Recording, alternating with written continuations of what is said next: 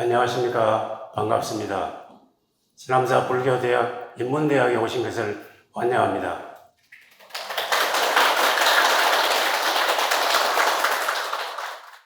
올 가을 한 계절 동안 서남사 불교인문대학에 입학하셔서 강의를 들으러 오신 학생 여러분, 또 전국에 계신 BTN 시청자 여러분께 인사드립니다. 저는 이번 가을 여러분들에게 붓다 프로젝트라는 주제로 강의를 맡게 된 원자, 담자, 원담 스님이라고 합니다. 끝없이 무덥고 가지 않을 줄 알았던 여름이 드디어 서서히 물러가고 이제 아침 저녁으로 산사에서는 청량한 바람이 불어옵니다. 시간은 다 마디가 있어가지고 시절 인연이라고 합니다. 시절 인연이 되었기 때문에 우리가 9월이 오면 혹은 겨울을 지나서 봄이 올 때 4월이 오면 여름이 다 가고 그럴 좀 9월이 오면 이런 유행가 가사도 있듯이 드디어 우리가 9월에 어느 청량한 여름날 이렇게 만난 것도 시절 인연을 만났다. 시절 인연이 되었다. 이렇게 이야기합니다. 불교에서는 지상만사 모든 경험을 인과 연으로 설명합니다. 이는 우리가 처음으로 주체적인 의도를 일으켰을 때 이 한 생각을 인이라고 그것은 씨앗과 같아서 그것이 발화하도록 도와주고 꽃이 피도록 도와주고 열매를 피도록 도와주는 제반 환경 여건을 연이라고 합니다. 합해서 인과 연 이렇게 이야기합니다. 그래서 이때쯤이면은 미당 서정주 선생의 국화꽃 앞에서 이런 시가 떠오르죠. 한 송이 국화꽃을 피우기 위해 봄부터 소쩍새는 그렇게 울었나 보다. 한 송이 국화꽃을 피우기 위해 먹구름 속에서 천둥번개는 그렇게 쳤나 보다. 노란 내 꽃잎이 피려고 밤새 무서리는 그렇게 내렸나 보다. 이렇게 이야기했는데 국화꽃이 스스로 피려고 했던 그 의도, 물론 꽃에는 의도가 없었겠지만 비유해서 설명한다면 그걸 의도라고 해가지고 인이라고 할 수 있고 소쩍새가 울고 천둥번개가 치고 무서리가 내리고 이 모든 꽃이 피게끔 도와줬던 하늘과 땅과 별과 햇빛과 바람과 이 모든 인연들 그것뿐이겠습니까? 하늘과 땅과 자연현상이 일어나면 지구가 있어야 되는데 지구가 자전과 공전을 어떻게 하겠습니까? 태양계와 은하계가 제자리에 있으려면 중력장이 형성돼야 되고 중력장은 우주적인 개입을 요구합니다. 한 송이 국화꽃을 피우기 위해서 전 우주가 개입해가지고 일어난 사건이기 때문에 우주적 사건이라고 할 수 있습니다. 국화꽃이 피우는 일만 그랬으니까 우리가 아침에 한 의도를 일으켜서 오늘 서남사 불교인문대학에 강의 받으러 가야지. 이 첫째 의도를 일으켰기 때문 그리고 교통사정이 좋아서 시간 여유가 있어서 또 서남사에서 환경이 되어 있기 때문에 강사 스님이 있고 이렇게 넓혀나가면 부처님이 계셨고 부처님의 말씀이 계셨고 그럼 전 인류의 역사가 다 포함되고 이렇게 중중무진으로 겹쳐지는 이 인연을 정상연이라고 합니다. 그러면은 이 인연에 대해서 얼마나 감사한지 얼마나 신비로운지 알 수가 있습니다. 또 불교에서는 계절은 추나추동이 있지만은 인생에도 추나추동이 있습니다. 생로병사라고 합니다. 이것이 큰 문제이기 때문에 부처님께서는 생로병사의 때에 큰 문제를 해결하기 위해서 출가하셨고 역대 큰 스님들도 저 또한 생로병사의 문제를 해결하기 위해서 집을 나섰다. 이 생로병사의 문제를 일대사 인연이라고 합니다. 일, 대, 사, 인연,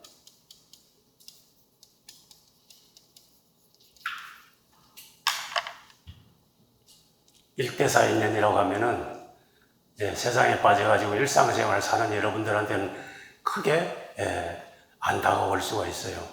우리는 전문 수행인도 아니고 서인도 아닌데 무슨 일대사 인연인가? 그럴 수 있죠. 예, 맞습니다. 그러면 그렇더라도 우리는 사춘기 세상에 인생을 살만하면 근본 질문을 하게 됩니다. 우리는 어디서 와서 어디로 가지? 나는 왜 이 땅에 이렇게 태어나가지고 이렇게 살 수밖에 없는가? 또 지금까지 해온 대로, 습관대로, 세상 사람 시키는 대로, 사라지는 대로 살면은 그 끝은 어딘가요? 또 눈만 뜨면은 삼라만상이 내 눈앞에 확 펼치러 오는데 저 모든 것들은 왜 없지 않고 있지? 왜 존재하지? 그리고 나와의 관계는 뭐지? 이런 질문을 하지 않을 수가 없어요. 또 살다가 영원히 한번 태어나면 영원히 살지 왜 죽음이 있어가지고 죽게 되느냐? 죽고 나서는 어떻게 되느냐? 이런 질문들이 사춘기 때 떠오릅니다. 또 예민한 사람은 20대에 이런 문제로 시달립니다. 그러나 세상 산다고 다 잊어먹었다가 문득문득 40 중년의 위기에 닥치면 또 이 질문이 살살 자기 가슴을 깔아먹고 있어요.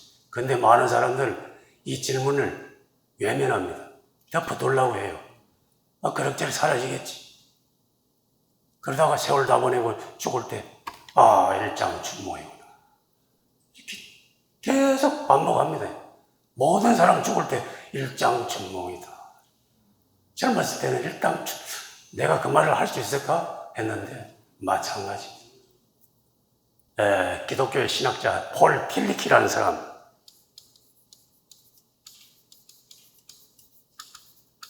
공격적 관심이라고 했어요. 이분은 공격적 관심. 진정한 기독교인은 공격적 관심을 가져야 된다. 아까 방금 말씀드린 나는 어디서 와서 어디로 가고 이 세계는 어떻게 존재하며 존재의 관계는 나는 무엇인가? 세상에 어떤 의미와 가치를 가지고 살 것인가? 이런 문제를 대면했을 때 이제 고독한 신과의 만남이 준비된 상태라고 했는데 불자도 마찬가지입니다. 모든 생활이라면 당면해야 할 궁극적 관심, 얼티미트 컨선이라고 합니다. 우리는 일상 세상에 경영해야 되고 세상에 참여해야 되고 많은 시간을 이 질문에 할애할 수 없습니다. 그런데 인간 중에 특이하게도 이 문제를 자기 문제로 삼아가지고 일생 동안 추구해가지고 해답을 제시한 사람이 있습니다. 그분들은 인류의 스승이라고 하고 철학자라고 하고 현자라고 합니다. 그분들이 인류 역사에 등장했던 시기가 기묘하게도 기원전 900에서 200년 사이에 이때를 차축시대, 추축시대라고 하고 차축시대 혹은 The Age of Axis, The Age of Axis인데 이 말은 바로 여기에 띄어있는 칼 야스퍼스 이 철학자가 말씀하셨습니다. 차축이라는 것은 수레 바퀴가 가려면은 바퀴 두 개를 연결해놓은 그 굴대가 있어야 되는데 그걸 축이라고 하잖아요. 엑시스. 인류 문명을 싣고 앞으로 전쟁해야 하는 중대한 철학이나 종교 사상이 이 차축 시대에 나왔다는 칼 야스퍼스의 설명입니다. 근데 차축 시대에 이제 어떤 분들이 나오셨는가 한번 살펴보면은 그리스하고 중국하고 인도 이 세 지역에서 종교가 사상가들이 나오셨는데 그리스에는 자연 철학자와 소크라테스 3대 소크라테스, 플라톤, 아리스토텔레스로 내려가고 중국에서는 제자 백가의 시대, 춘추전국의 시대에 공자, 맹자, 묵자, 법과 많은 도구, 노자, 장자 이런 분들이 나왔고, 인도에서는 붓다와 마하비라. 붓다라고 하는 분은 바로 위대한 우리의 스승이신 붓다, 부처님을 말씀하는 겁니다. 네, 그리스의 자연치학자들은 이 세계의 기본 구성 요소는 무엇인가? 그걸 아르케를 탐구했어요. 아르케를 탐구했는데, 여러분들이 알다시피 탈레스는 물이다. 이 세계의 근본 구성 요소는 물이다. 탈레스, 물이다. 헤라클레토스. 혹은 공기다. 아낙시멘데로스. 지수 화풍이다. 엠페도클레스. 이런 사람들. 아니면 피타고라스 삼각형 정리 있죠. 피타고라스 숫자다. 이렇게 이야기했고, 또 고행을 해야 된다. 제논. 아니면 정신의 쾌락을 추구해야 된다. 에피쿠로스. 이런 학파들이 나왔고, 그 다음에 소크라테스가 나와서 아는 것은 안다고 하고 모르는 것은 모른다고 해라. 너희들이 진정 아는 게 뭔가? 근본적인 시민들한테, 그래서 시민들한테 질문을 했기 때문에, 그래서 시민들이 너무나 시달려요. 겸손을 하고, 아는 게 뭐냐고, 너 자신은 아냐고, 길거리에 서가지고 소크라테스가 계속 닥달하면서 물으니까 시민들이 불편해가지고 법정에 세워서 청년들을 타락시킨다. 그래서 추방이냐 아니면 독배를 마실 것이냐 이렇게 해서 소크라테스는 독배를 마시고 돌아가셨고, 그 제자 플라톤은 스승이 왜 돌아가셔야만 했을까? 일생 스승을 변호하는 철학자가 됐고, 그 제자 아리스토텔레스는 알렉산더 대왕의 스승이 됐죠. 자, 이거는 그리스 철학의 일거로 한편 지나가고, 중국에서는 왕도와 패도가 있어요. 중국은 왕정시대인데, 인자하게 통치하면 왕도라고, 무력으로 무도하게 하면 패도라고 하잖아요. 왕도와 패도가 있어요.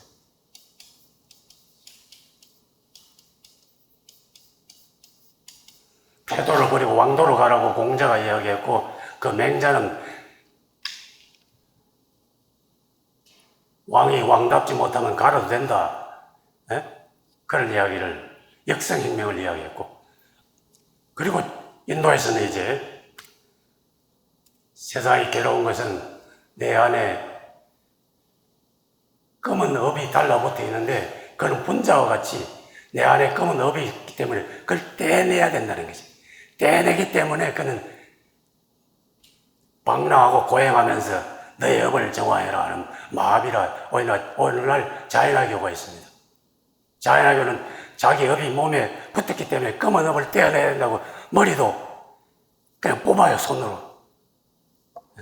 그런 식으로. 근데 부처님께서는 그 교주 마하비라고, 부처님은 당대에 같이 살았는데, 부처님께서는 어리석은 자여, 업은 물질적으로 있는 게 아니고 너의 마음속에 있는 탐진치, 탐독을 정화하면 너의 업이 정화될 텐데, 정신적인 업을 정화하라고 했죠. 그래서 부처님이 나오게 됐어요.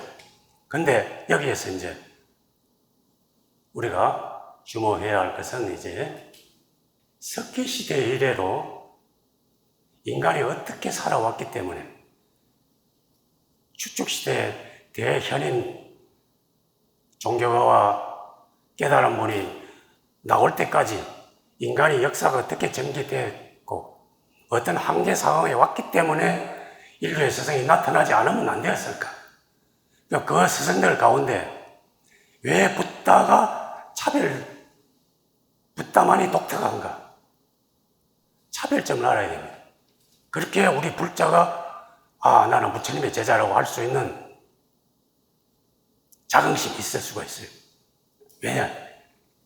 부처님은 안 그래도 복잡한 인간 세상에 종교를 한 개 더 만들려고 오신 분이 아니에요.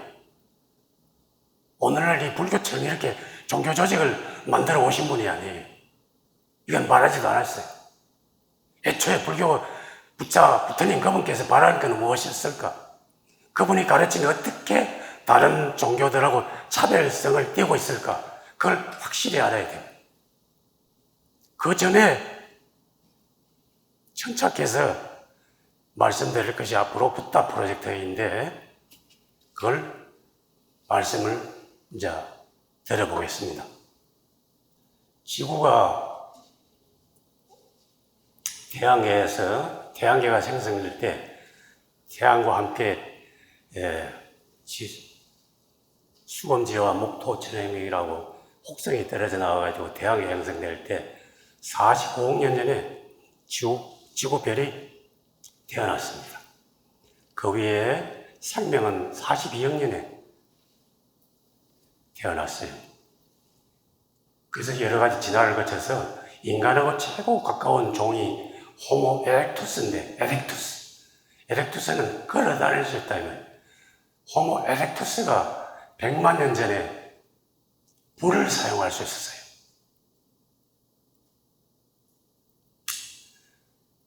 그 불을 사용함으로써 기존의 유인원들과 아주 다른 효과가 나게 됐는데, 이제 생고기 먹다가 구워 먹으니까 단백질을 섭취할 수 있고, 소화기관이 소장과 대장이 짧아지고, 발달해 두뇌가 커지고, 몸매가 더 날렵해지면서 더 능동적으로 뛰어다닐 수도 있고, 그리고 밤에 불을 피워놓고 보호할 수 있으니까 맹수를 멀리 퇴치하면서 인간들끼리 무리를 지을 수 있었어요. 옛날에는 많이 해야 20-30명 무리지었는데 이제는 모닥불을 피워놓고 하니까 100명이라든지 같이 있을 수가 있게 됐어요.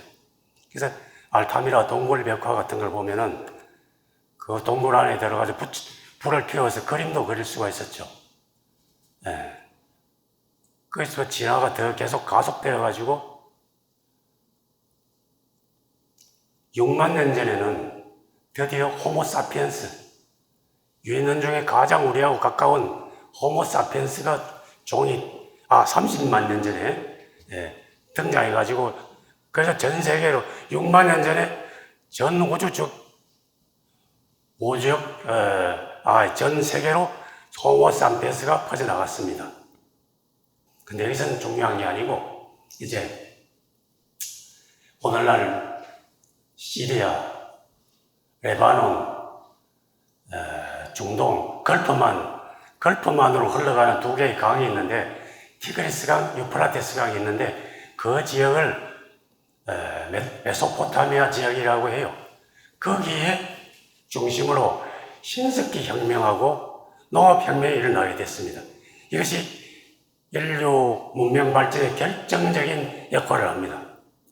신석기 혁명이 일어난 것은 예전에 석기 시대는 돌을 그냥 깨가지고 주먹망치를 썼다든지 이랬는데, 신석기 시대는 인간이 영리해져가지고 그 돌을 갈아서 화살촉, 바늘촉, 또 낚시바늘도 만들기도 하고 칼도 만들기도 하고, 지금 우리가 보면 별것 아닌 것 같은데 어마어마한 기술적 혁명을 일으킨 겁니다. 생산력이 급증해요. 그리고 또 인간이 똑똑해져가지고 씨앗을 뿌리면 물을 주고 가꾸면은 가을이 되면 수확을 얻을 수 있다는 걸 알게 돼요. 그래서 그 이전에는 계속 유랑하면서 수렵하고 사냥하고 어디서 따오고 나무를 캐고 이렇게 살았는데, 수렵 채집인데 이제는 드디어 정착해가지고 농업을 시작하게 되었어요. 그것이 농업혁명인데, 그것이 바로 메소포타미아 지역, 지금으로부터 12,000년에서 8,000년 사이에 거기서 농업혁명이 일어나게 되었습니다. 농업혁명이 일어나니까 그 마을에 집단적으로 거주하면서 논밭을 돌봐야 되니까 또 가축도 필요하고, 그래서 개, 소, 말들을 가축화가 시작되고 사람들이 100명, 200명, 1000명 이상까지 모이게 되면서 가을이 되면 먹고도 남게 됐어요. 인류 역사상 처음으로 먹고 남는 생산물을 인년 생산물이라고 하는데, 그것을 창고를 지어 보관하게 되니까 이제 그것이 탐난 사람, 다른 부족이 유목민족이 있어가지고 그 사람들은 싸움을 잘하는데 그 농경의 마을에 쳐들어와가지고 그걸 싹 뺏어가니까 이 지켜야 한다는 부담이 생겨나겠습니다. 처음으로 전문으로 싸움을 잘하고 칼을 잘 쓰는 무사계급이 여러분들 우리를 먹여 살려주면은 우리가 여러 마을을 지켜드리겠습니다 하는 이런 무사계급이 생기게 돼요. 자동으로 그렇게 되겠죠. 그럼 세금을 걷어야 되겠죠. 세금을 걷어서 무사를 고용하고 이런 지배계급이 등장하게 돼요. 싸움을 잘하는 사람 중에 제일 힘센 사람이 왕을 자처하게 돼. 드디어 이제까지는 노자의 무의자연으로 살았는데 이제는 왕이 등장해가지고 왕정이 등장하게 돼요. 부족 국가가 나오게 되면서 국가 개념이 처음으로 등장하면서 이제 드디어 이런 방식, 농업을 생산해서 평화롭게 사는 방식 이외에 다른 마을을 쳐들어가가지고 생산물을 뺏어오고 거기 마을 사람들을 데리고 와가지고 잡아가지고 노예로 쓸 수 있다는 새로운 삶의 방식에 익숙해져요. 정복전쟁, 정복해가지고 노예를 삼는다. 이게 바로 고대 노예제 체제가 완성돼요.